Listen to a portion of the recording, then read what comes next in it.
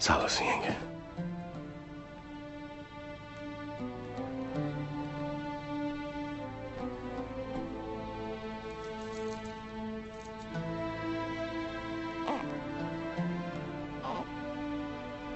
Allah'ım sana çok şükürler olsun. Oğluma uzun ömürler, kutlu kazalar nasip et. Ona amcasıyla dayısıyla birlikte büyümeyi nasip eyle.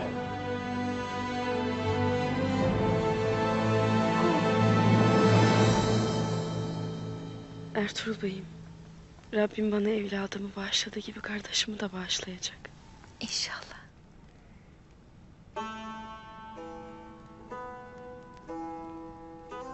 Oğullarınız olursa Moğollarla savaşırken benim için hayatını veren Savcı Alp'in, kucağımda şehit düşen Gündüz Alp'in, rahmetli şehit dayım Osman Alp'in adlarını veresiniz. Soyumuzda bu mübarek yiğitlerin adlarını yaşamasını her daim istemişimdir. Allah nasip eder de oğullarımız olursa bu kutlu alplerin adları soyumuza şeref, obamıza güç, ailemize huzur versin. Allah sizleri de mesut etsin. Amin baba.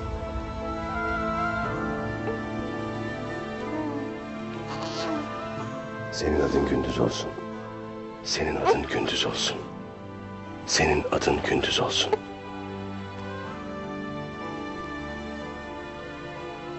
Allahu Ekber. Allahu Ekber.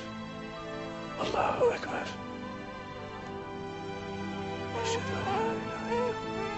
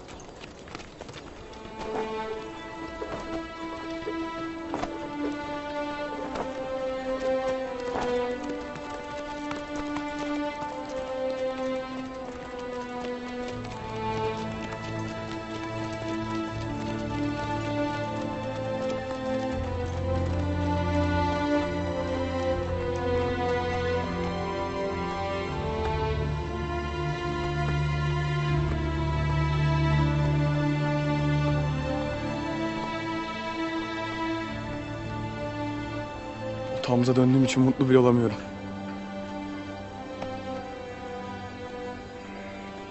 Ağabey Halime Sultan'a ne diyeceğiz?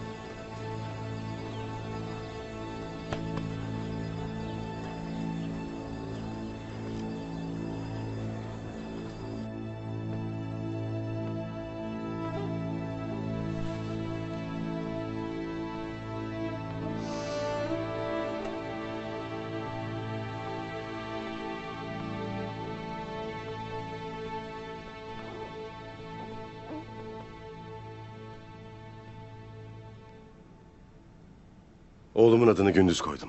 Adını sen koydun, yaşını Allah versin beyim. Eyvallah. Gündüz senin gibi yiğit, senin gibi cevval bir alp olur inşallah. Eyvallah Tuğtekin Bey. Adı gibi aydınlık ömrü olsun beyim. Eyvallah Gökçe Hatun. İnşallah sizin evladınızın sesiyle tez vakitte otağınızı doldursun. İnşallah.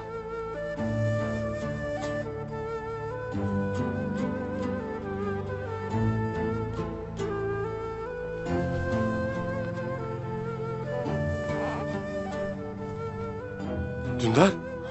Rabbim sen ne büyüksün. Ağabey.